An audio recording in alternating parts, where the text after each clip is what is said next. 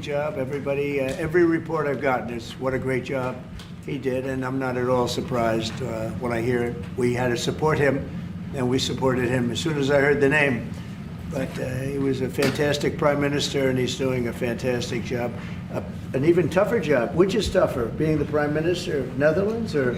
This job is quite tough. I would think this is a little but Dutch politics is also brutal. So. Yeah, but this is pretty tough. But you're doing good.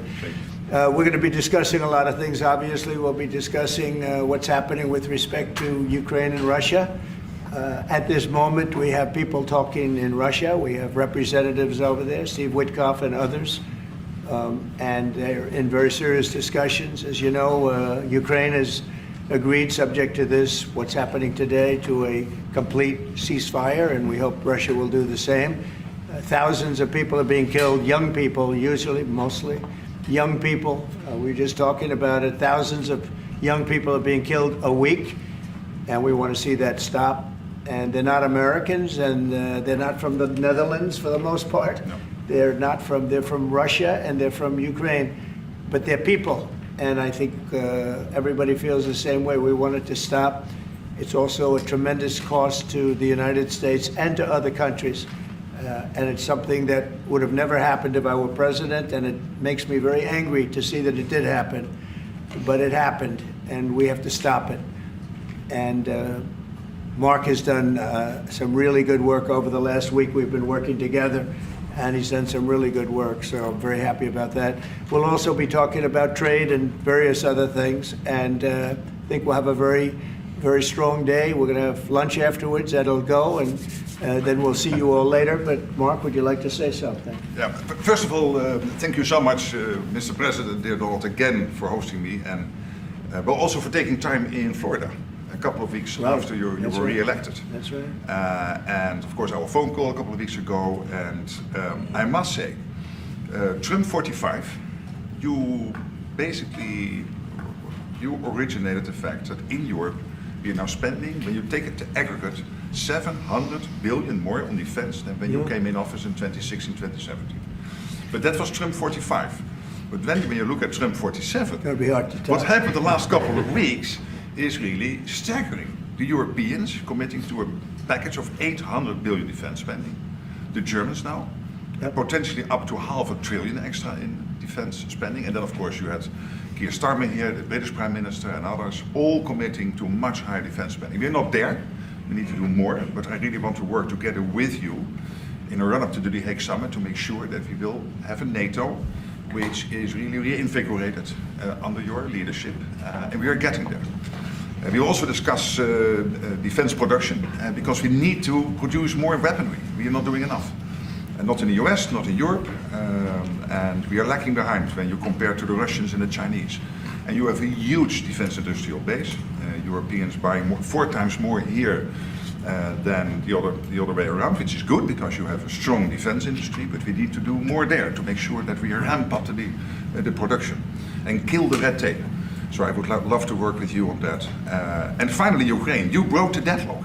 As you said, all the killing, the young people dying, cities getting destroyed. The fact that you did that you started the dialogue with the Russians, and the successful talks in Saudi Arabia now with the Ukrainians. I really want to commend you for this. So, The Hague is my hometown. I love to host you there in the summer and work together to make sure that will be a splash, a real success, projecting American power on the world stage. What Mark is saying is when I first went to NATO, my first meeting, I noticed that very few people were paying. And if they weren't paying their fair share. There were only 7 countries that were paying what they were supposed to be paying, which was... Yeah, it's even worse. Could be even worse. Yeah, but there were just very few countries that were paying, and even the paying, it was at 2%, which is too low. It should be higher. It should be quite a bit higher. But you had Poland, and I remember Poland was actually paying a little bit more than they were supposed to, which I was very impressed with. They've been actually terrific, and some of the others. But most of them weren't paying, or they were paying very little. And I didn't think it was appropriate to bring it up there, but I said it's going to be brought up at my next meeting. And my next meeting, the first meeting you want to give them a little break. The second meeting, it began, and I was able to raise hundreds of billions of dollars. I just said, we're not going to be involved with you if you're not going to pay. And the money started pouring in, and NATO became much stronger because of my actions and working along with a lot of people, including Mark. But they would not pay for other presidents, and I don't think other presidents even knew that they weren't paid. I asked, first question, has everybody paid up? And literally, I mean, they told me 7. You could be right, it could be 3, but that makes it even worse. But they just weren't paying. And I said, no, I won't protect if you're not paying. If you're delinquent or if the money isn't paid, why would we do that? And as soon as I said that, you got a little hit from the press because they said, oh, gee, that's not very nice. But if you said the other, nobody would have paid. And the money started coming in by the billions. And, you know, hundreds of billions of dollars flowed into NATO, and NATO became strong. Yeah. And you remember that. Your predecessor, who I thought was a very good man. Absolutely, actually. Jens Stoltenberg. He sends his best greetings. He was terrific. Stoltenberg, Secretary General. And he made the statement that when Trump came in, the money started coming in like we never saw before. Hundreds of billions, actually probably close to $600 billion came in. And NATO became strong from that standpoint. And now we have to use it wisely, and we have to get this war over with, and you'll be back to a normal, much more normal life. And maybe we're close. We're getting words that things are going okay in Russia, and it doesn't mean anything until we hear what the final outcome is. But they have very serious discussions going on right now with President Putin and others, and hopefully they all want to end this nightmare. It's a nightmare. It's a horrible thing when you look. I get pictures every week. They give me the pictures of the battlefield, which I almost don't want to see. It's so horrible to see young people laying arms and legs and heads laying all over the field. It's the most terrible thing that you'll ever see. And it's got to stop. These are young people with mothers and fathers and sisters and brothers and friends. And it's got to stop. So we hopefully are going to be in a good position sometime today to have a good idea. We'll have, we know where we are with Ukraine, and we are getting good signals outside of Russia as to where we are with Russia. And hopefully they'll do the right thing. It's really humanity. We're talking about humanity. We're not talking about the money. But then you add the money to it, and, you know, hundreds of billions of dollars is being spent and really wasted so unnecessarily. It should have never happened. So it's an honor to have you here. They picked a great gentleman. I'll tell you, I was so happy to hear, because you had somebody, Stoltenberg was really good, and you have somebody that's going to do an incredible job. And I was so much in favor of you. You have no idea. They had another person that I did not like. I was not happy. And I think I kept him from, you know what I'm talking about. I said, this is the right man to do it. And he really did. He was a great prime minister of the Netherlands. He did a great job. And that's what he's doing right now. So thank you, everybody, for being here. And it's a very great honor to have you. And we even have some of our great energy people here today, right? We have the governor, and we have Chris, you know Chris, right? Absolutely. He's supposed to be the most talented man in the world of energy, according to the governor. So I don't know if he's right. And we have General, you've been fantastic. Thank you very much. And we have a lot of good people that won't be so much involved with this, but they wanted to see what was happening.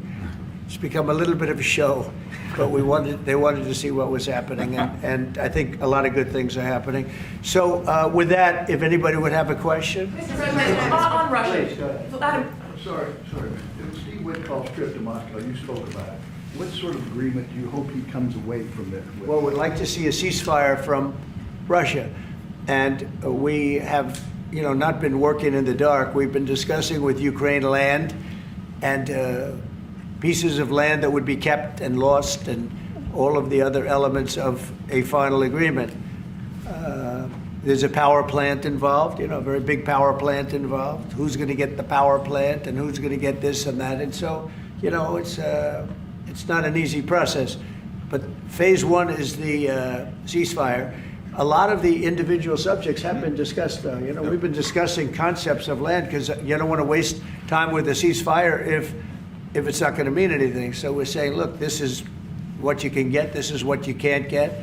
They discussed NATO and being in NATO, and everybody knows what the answer to that is. They've known that answer for 40 years, in all fairness. So a lot of the details of a final agreement have actually been discussed. Now we're going to see whether or not Russia's there, and if they're not, it'll be a very disappointing moment for the world. Yeah. Vladimir Putin just said he is open to a ceasefire, but he does still have some concerns. He suggested that you two should speak directly. Do you have plans to speak to him soon? If Well, I so, would, when? Are yeah, you confident sure. you can get this across the table? Sure. He did say that today. It was a very promising statement because other people are saying different things, and you don't know if they have anything to really, if they have any meaning, or I don't know. I think some of them were making statements. I don't think they have anything to do with it. No, he put out a very promising statement, but it wasn't complete. And yeah, I'd love to meet with him or talk to him. But we have to get it over with fast. You know, every day people are being killed. It's not like, as we sit here, 2 people will be killed. Think of it. 2 people are going to be killed during this little period of time. Thousands of people a week are dying. So we really don't have very much time. We have to make this fast. It shouldn't be very complicated. Mr. President, Yes. a representative of Canada, the finance minister are in town and will meet members of your administration during the day. Any chances that you will ban on the tariffs on aluminum and the ones that are planned for April 2nd? No. You are not going to change your No, mind? not. Look, we've been ripped off for years, and we're not going to be ripped off anymore. No, I'm not going to bend at all. Aluminum or steel or cars, we're not going to bend. We've been ripped off as a country for many, many years. We've been subjected to costs that we shouldn't be subjected to. In the case of Canada, we're spending $200 billion a year to subsidize Canada. I love Canada. I love the people of Canada. I have many friends in Canada. The great one, Wayne Gretzky, the great. Hey, how good is Wayne Gretzky? He's the great one. But we have, I know many people from Canada that are good friends of mine. But, you know, the United States can't subsidize a country for $200 billion a year. We don't need their cars. We don't need their energy. We don't need their lumber. We don't need anything that they give. We do it because we want to be helpful, but it comes a point when you just can't do that. You have to run your own country. And to be honest with you, Canada only works as a state. It doesn't. We don't need anything they have. As a state, it would be one of the great states anyway. This would be the most incredible country visually. If you look at a map, they drew an artificial line right through it between Canada and the U.S. Just a straight artificial line. Somebody did it a long time ago, many, many decades ago, and makes no sense. It's so perfect as a great and cherished state. Keeping "O Canada," the national anthem. I love it. I think it's great. Keep it. But it'll be for the state, one of our greatest states. Maybe our greatest state. But why should we subsidize another country for $200 billion? It costs us $200 billion a year. And again, we don't need their lumber. We don't need their energy. We have more than they do. We don't need anything. We don't need their cars. I'd much rather make the cars here. And there's not a thing that we need. Now, there'll be a little disruption, but it won't be very long. But they need us. We really don't need them. And we have to do this. I'm sorry, we have to do this, yes. Mr. President, Yeah. you have made it very clear that NATO needs to step up, although great progress has been made in your first mandate.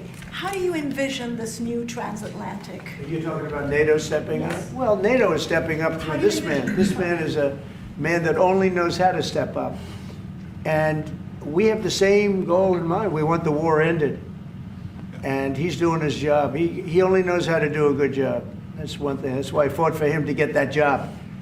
Because they had some other candidates that I'll tell you would not have done a very good job. I need this part of the move for my family.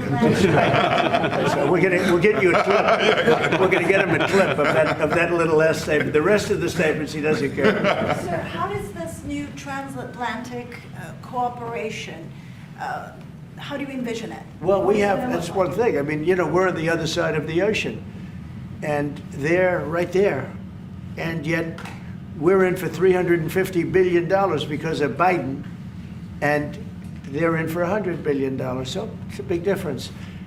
And it's unfair. And I said, you have to equalize. They should equalize. They should have. It should have never happened where Biden just gave this money away. Now, as you know, we're we have an agreement with Ukraine on the rare earths and other things, and that'll get us something back, a lot back. It'll get us our money back. We're not doing it for that, though. I'm just doing this to get the war stopped. I'm doing it really to save lives, but at the same time, we were treated very unfairly, as we always are by every country. And we're in for very substantially more than the European nations are in for, and that shouldn't be. You know, they're much more affected by it than we are, because we do have an ocean in between. But I don't know, I think good things are going to happen. I really do. I think good things are going to happen. I do say, we were talking before, and Mark was very nice. He said, if you would get involved, there would be nothing. You'd just be going on. This thing would have gone on for a long Breaking a time. deadlock. It was crucial. Yeah, we broke a deadlock. We did break a deadlock. I hope it's meaningful. Yes, did you have one? Yeah. Yes, sir. Thank you, Mr. President. Amanda Head with Just the News. On the southern border, you've got DHS and ICE who are reporting that there was a little bit of fudging of numbers during the Biden administration on both the catch and the release side with respect to reporting the number of illegals coming into the They country. cheated on the numbers. The numbers were, I love that question. Who are you with? Just the News, Amanda Head. Very nice. That's good. That's Do you good. know how many of those are criminal illegal aliens? And Many of them. Biden's out of office, Alejandro Mayorkas, who gets No, held Biden accountable? fudged the numbers. The numbers were totally fake. And he gave fake numbers. I knew they were fake. Everybody knew they were fake, but now it came out. And terrible what they did. That administration was a horror show for this country. Can you hold anyone accountable? Well, I don't know. They gave phony numbers. And phony numbers are a very bad thing to give, but I'm not sure about that. I don't know how it would play. We want to get it straightened out. We're after many, many bad people that were let into our country, and Kristi Noem and my friend Homan. How good is Tom Homan doing, right? And they're after him, and I mean, you see, they're taking him out in record numbers. Gang members, gang leaders, drug dealers. There's a problem the Netherlands does not have. The Netherlands never had this problem. If you'd like to take it Yeah, the for a few look. drug dealers. I could deliver some people. I could deliver some nice people to the Netherlands if you'd like. I'm not sure.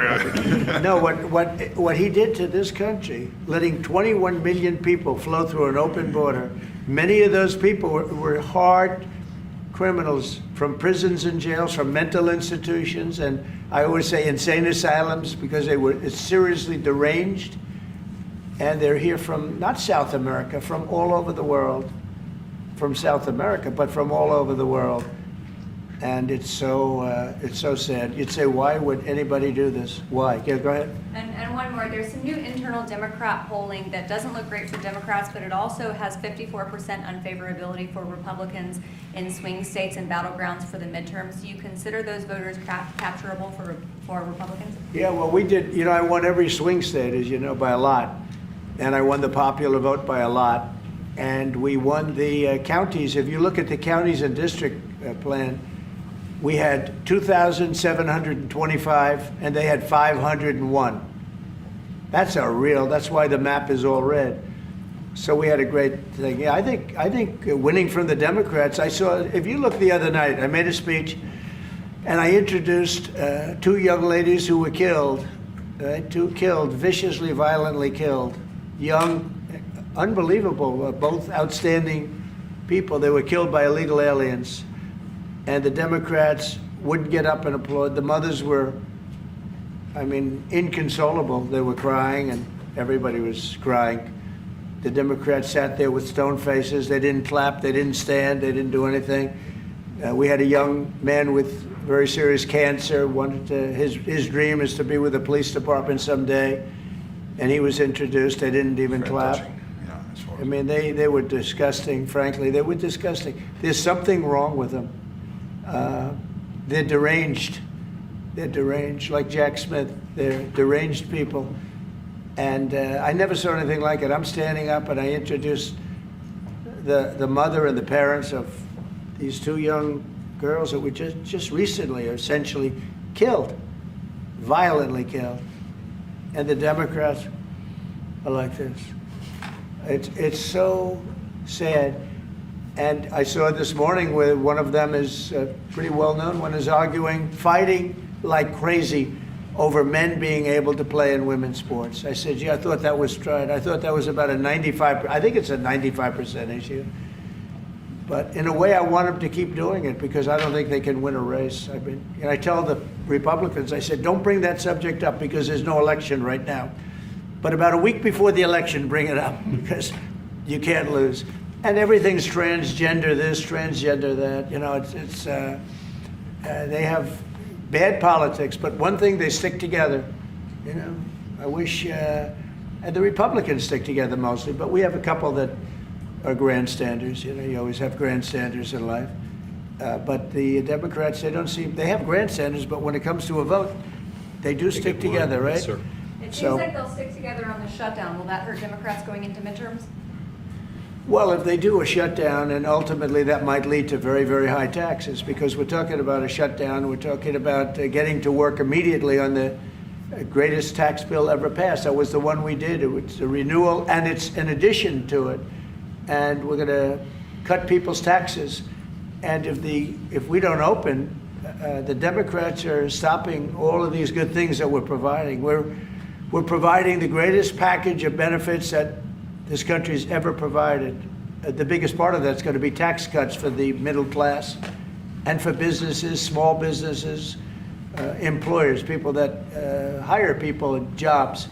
And if it's shut down, it's only going to be, if there's a shutdown, it's only because of the Democrats. And they would really be taking away a lot from our country and from the people of our country. Mr. President, on tariffs, you made clear you're not backing down from this, but many American small business owners say they are concerned that these tariffs are going to hurt them. What's your message to them?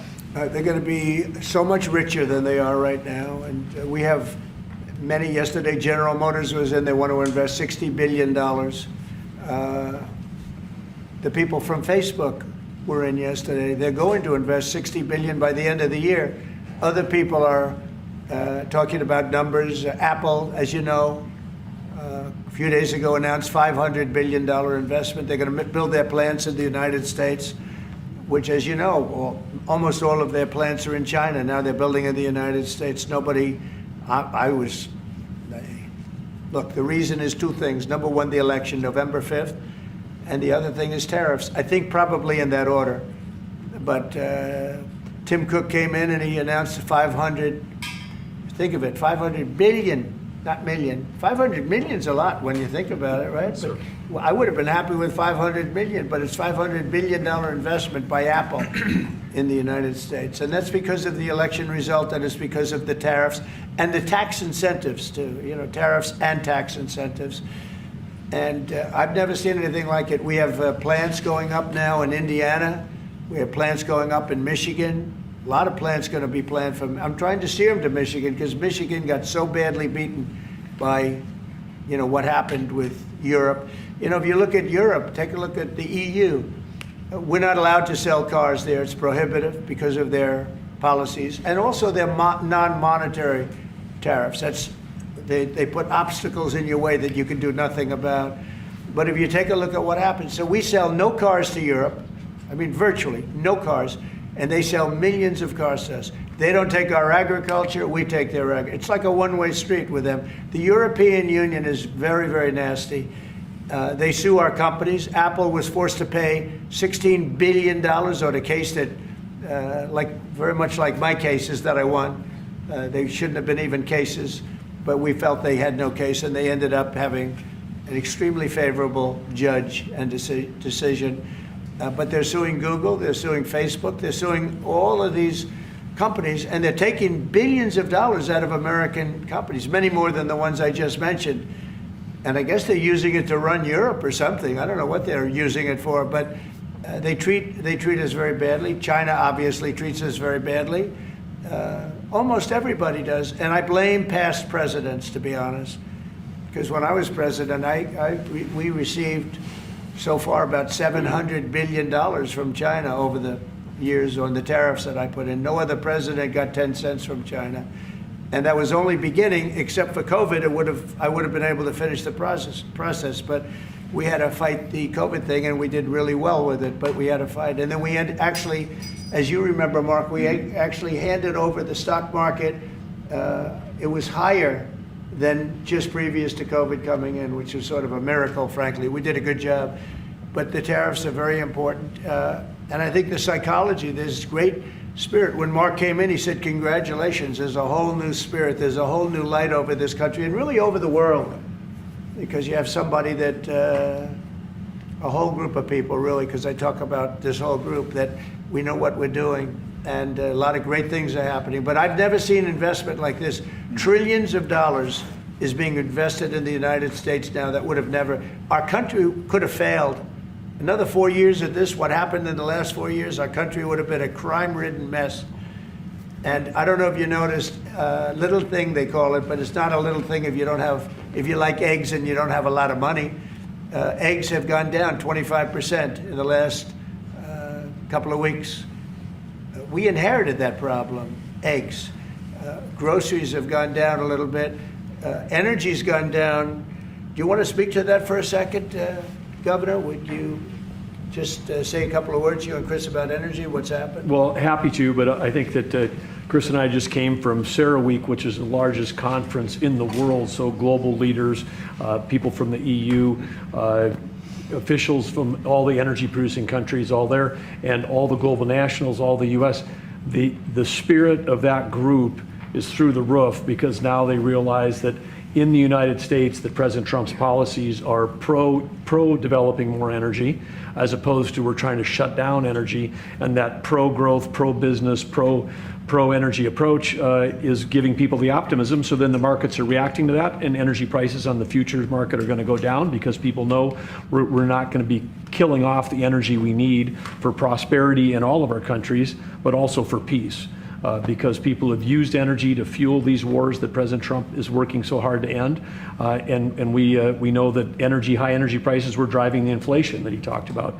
So it accomplishes two goals for us, which is prosperity for the world, peace for the world, when we have smart energy policies. And President Trump has brought common sense back to how we think about energy. And it's brought down now $65 a barrel, I saw this morning. That's phenomenal news. And that's going to that's what brought it up. The energy they took our beautiful energy policies and they just messed them up. And then they went immediately back to them but by that time they lost it.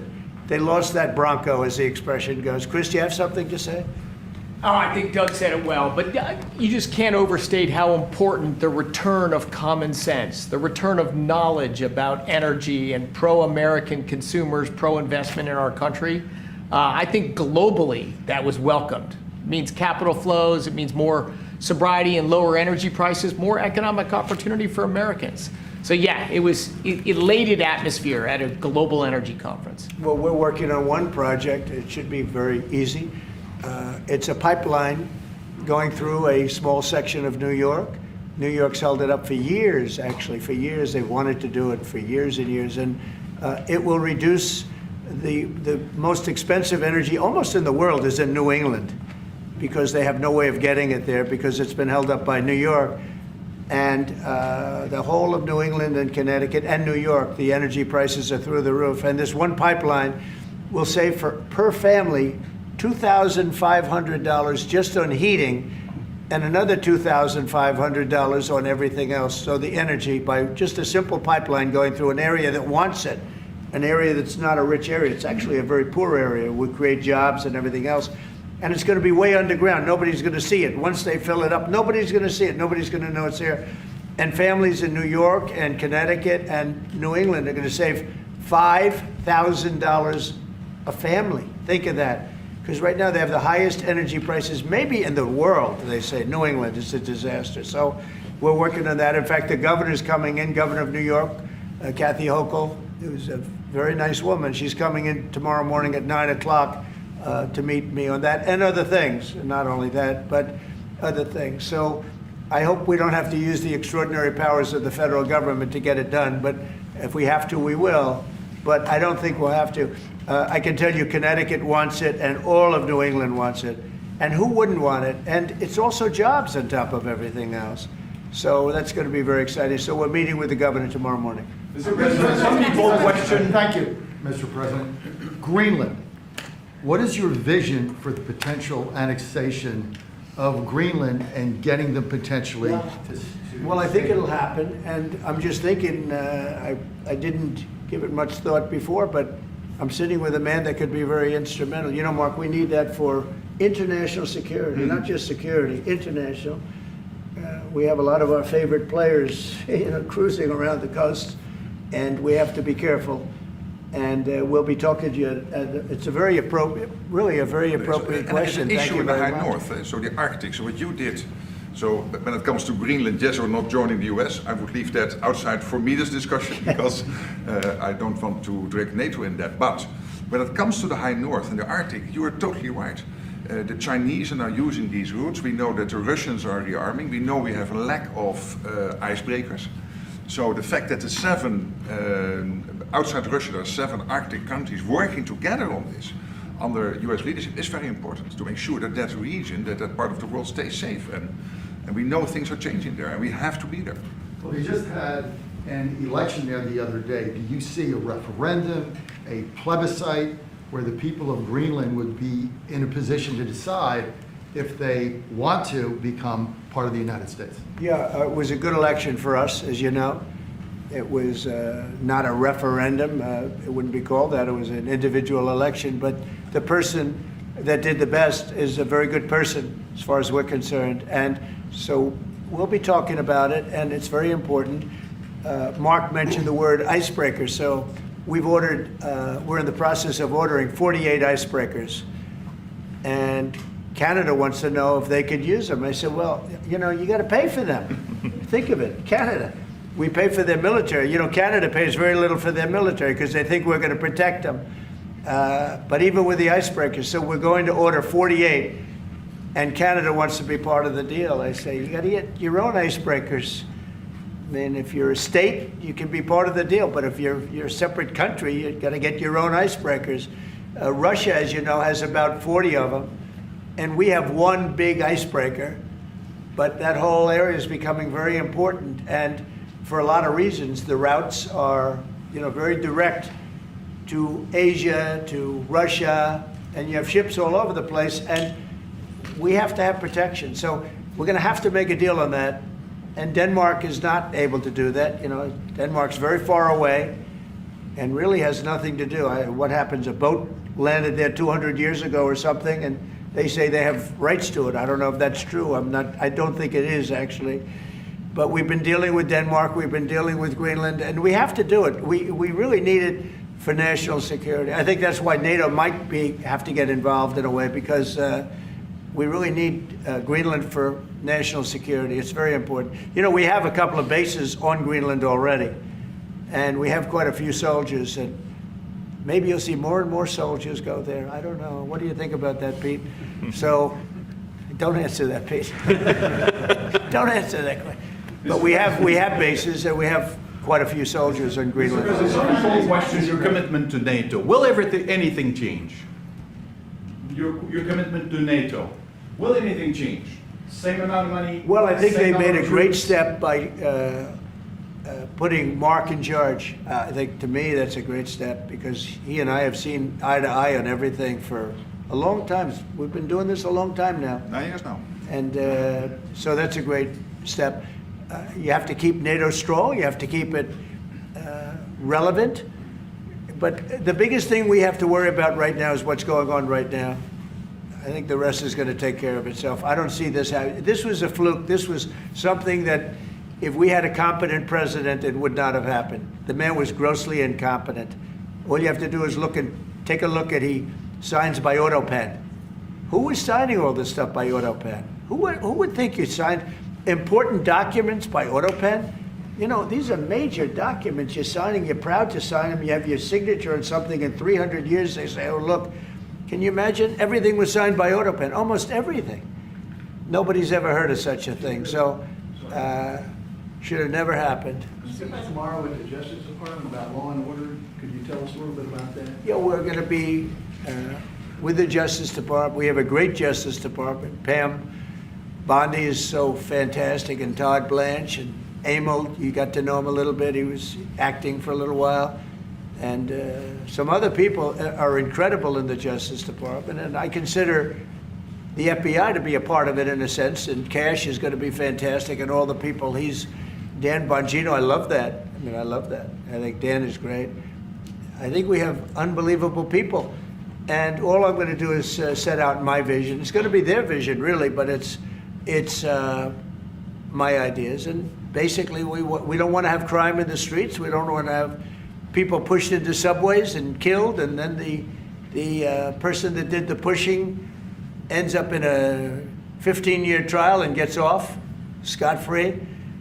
We want to have justice, and we want to have safety in our cities as well as our communities. And we'll be talking about immigration. We'll be talking about a lot of things, the complete gamut.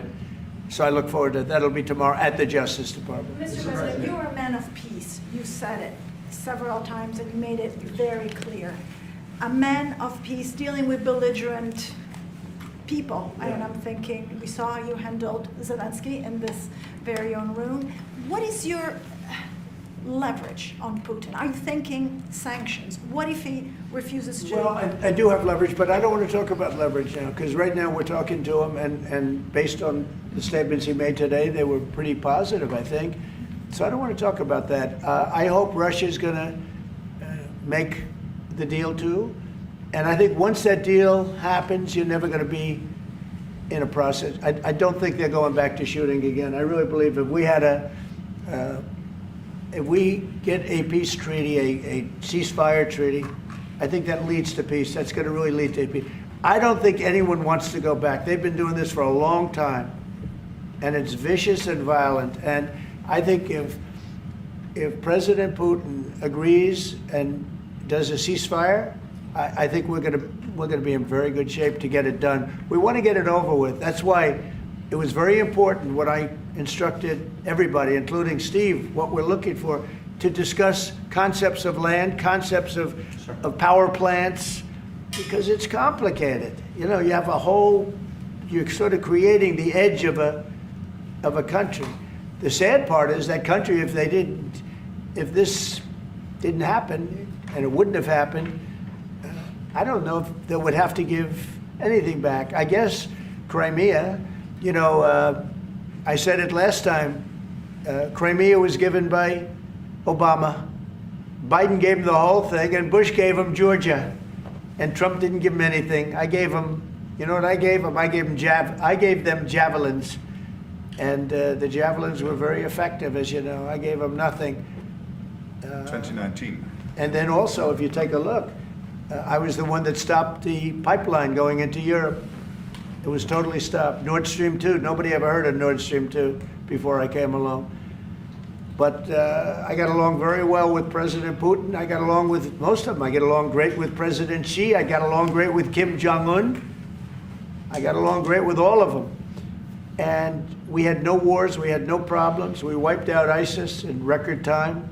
General Raisin Kane, and he wiped them out. And he was going to be our new chief, right? He's going to be the head of Joint Chiefs of Staff. And he's a highly respected man. He's going to be great. Pete's going to be fantastic. I have no doubt about it. We have a great team, really great team. Yeah, please. Go ahead, please. Mr. President, some of our allies have said that they're worried that they could be the next to be attacked by Russia. You've spoken directly with the Russian president. Yeah. Do you think those fears are justified? No, I don't. I think when this gets done, it's done. They're going to all want to go home and rest. I don't see it happening. Nope, I don't see that happening. And we'll make sure it doesn't happen. Not going to happen, but we'll make sure it doesn't happen. Yeah, go ahead, please. Leaders from Russia and Iran are heading to Beijing tomorrow to discuss nuclear programs. What do you hope to get out of that? Well, maybe they're going to talk about non-nuclear programs. Maybe they're going to be talking about the de-escalation of nuclear weapons, because, you know, I was talking about that with President Putin very strongly, and we could have done something had that election not been rigged. We would have had something. I think I would have made a deal with Putin on de-escalation, denuclearization, as they say. But we would have de-escalated nuclear weapons, because the power of nuclear weapons is so great and so devastating. And right now, Russia and us have by far the most, but China will catch us within 5 years. China doesn't have, but they're in the process of building, and they build. And within 4 or 5 years, they'll probably have the same. And by the way, this is a Republican tradition. Ronald Reagan, when he negotiated with Right. Gorbachev in the 1980s Right. about bringing down the number of nuclear weapons, it's what you have been doing your first term, and it is important. It would be a great achievement if we could bring down the number. We have so many weapons and the power is so great. And number one, you don't need them to that extent. And then we'd have to get others because, as you know, in a smaller way, Kim Jong-un has a lot of nuclear weapons, by the way, a lot. And others do also. You have India, you have Pakistan, you have others that have them. And we'd get them involved. But we started off with Russia and us. We have by far the most. And we were going to denuclearize. And that was going to happen. And then we were going to China. And I spoke to China. I spoke to President Xi about it. And he really liked the idea. You know, he'd like not to spend trillions of dollars building weapons that hopefully he's never going to have to use. And because they are very expensive also. So that would have been great. Okay, one or two more. There's been tension in the... Thank you. We're looking at an impending government shutdown Friday at midnight. Yeah. Democrats for 30 years straight have said if there's a shutdown, bad things happen. Do you anticipate direct negotiations yourself with conference leader of the Democrats, Chuck Schumer? If they need me, I'm there 100%. It's right now it's 2 or 3 people. If it shuts down, it's not the Republicans' fault. You know, we passed a bill where we had an incredible Republican vote. We only had 1 negative vote, a grandstander, you know, 1 grandstander. There's always a grandstander in the lot. But it was amazing. People were amazed that the Republicans were able to vote in unison like that, so strongly. If there's a shutdown, even the Democrats admit it'll be their fault. And I'm hearing a lot of Democrats are going to vote for it, and I hope they do. This is an extension. But ultimately, we want to vote for one big, beautiful bill where we put the taxes in, we put everything in. We're going to have big tax cuts. We're going to have tremendous incentives for companies coming into our country and employing lots of people. It'll be, I called it, in a rare moment, one big, beautiful bill. That's what I like, and it seems to be that's where they're heading. And we'll have to take care of something to do with Los Angeles. A place called Los Angeles almost burned to the ground. By the way, I broke into Los Angeles. Can you believe it? I had a break-in. I invaded Los Angeles, and we opened up the water, and the water is now flowing down. They have so much water, they don't know what to do. They were sending it out to the Pacific for environmental reasons. Okay, can you believe it? And in the meantime, they lost 25,000 houses. They lost, and nobody's ever seen anything like it. But we have the water. I'd love to show you a picture. You've seen the picture. The water is flowing through the half pipes. You know, we have the big half pipes that go down. 25 years ago, they used to have plenty of water, but they turned it off for environmental reasons. Well, I turned it on for environmental reasons and also fire reasons. But and I've been asking them to do that during my first term. I said, do it. I didn't think anything could happen like this, but they didn't have enough water. Now the farmers are going to have water for their land, and the water is in there. But I actually had to break in. We broke in to do it because we had people that were afraid to give water. They were, in particular, they were trying to protect a certain little fish. And I said, how do you protect the fish if you don't have water?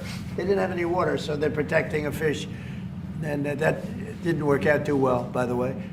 So they have a lot of water going down throughout California, all coming out from the Pacific Northwest, even some from Canada. Thank you, Canada, very much. I appreciate it. Next thing you know, they'll want to turn the water off. They want to charge us for the water.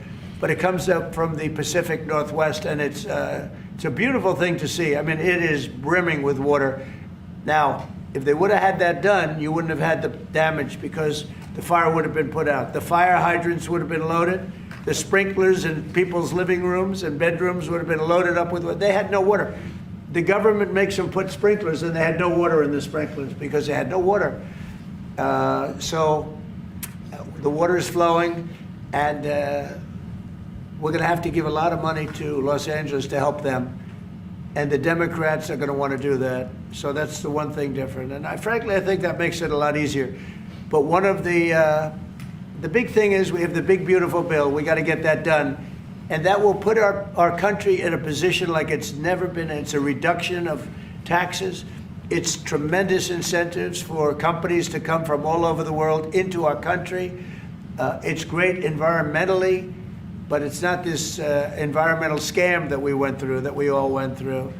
It provides for everything. It's a big, beautiful bill, and I hope we can get it approved, and that'll be next. But in the meantime, we have the continuing resolution, and the Republicans have approved it, and now the Democrats have to approve it, and I hope they will. And I think a lot of them, I can tell you, they want to. I've spoken to some of them. They really want to. Their leadership may not want them to. And if it closes, it's purely on the Democrats. One more? On Korea, sir, we've seen tension increasing in the peninsula. You've talked about Kim Jong-un. Do you have any plans of re-establishing the relationship you had during the first mandate? Well, I would. I had a great relationship with Kim Jong-un, North Korea. If I wasn't elected, if Hillary got in, you would have had a nuclear war with North Korea. He expected it. He expected it. And they said, oh, thousands of people. No, millions of people would have been killed. But I got in. We went to Singapore, we met. We went to Vietnam, we met. We got along really good. We had a very good relationship, and we still do. We still do. You don't have that threat that you had. I mean, look, when I was running the first time, it looked like there was going to be a war with North Korea. You know that better than anyone. Tensions were high. Yeah, and everybody it started was startled that you invited him for talks. Right. But you did. It started off very rough, and he wouldn't meet with Obama, wouldn't take his calls. I said, how many times did you call? They called a lot. He wouldn't take their call. He told me I wouldn't take his call. But with me, it did start off rough, if you remember. Very rough, actually, very nasty. There was a Singapore. And yeah, but then, no, before that, then it stopped. The rhetoric was extremely tough. It was. You had a it was a speech little in bit the UN, I remember. Yeah, that's right. It was a little bit dangerous. And then we met. They asked for a meeting, and then we met. And the meeting caused the Olympics, which was in South Korea, to become a tremendous success. Nobody was buying tickets for the Olympics because they didn't want to be nuked. And I met, and not only did the Olympics become successful, but North Korea participated in the Olympics. His sister visited. It was an amazing thing. And that was something that was an achievement of the Trump administration, great achievement. And so I have a great relationship with Kim Jong-un. And we'll see what happens, but certainly he's a nuclear power. Okay? Thank you very much, everybody. Thank you. Thank you very much. Thank you very much. It is now the official role. You spent more time as the minister than your predecessor. It's really no. Well, I would say You passed the threshold. I think just now. Just now, I think. Just now, I spent more time than the rest of 4 years. Well, they'd ask a question, and you'd have 5 guys. And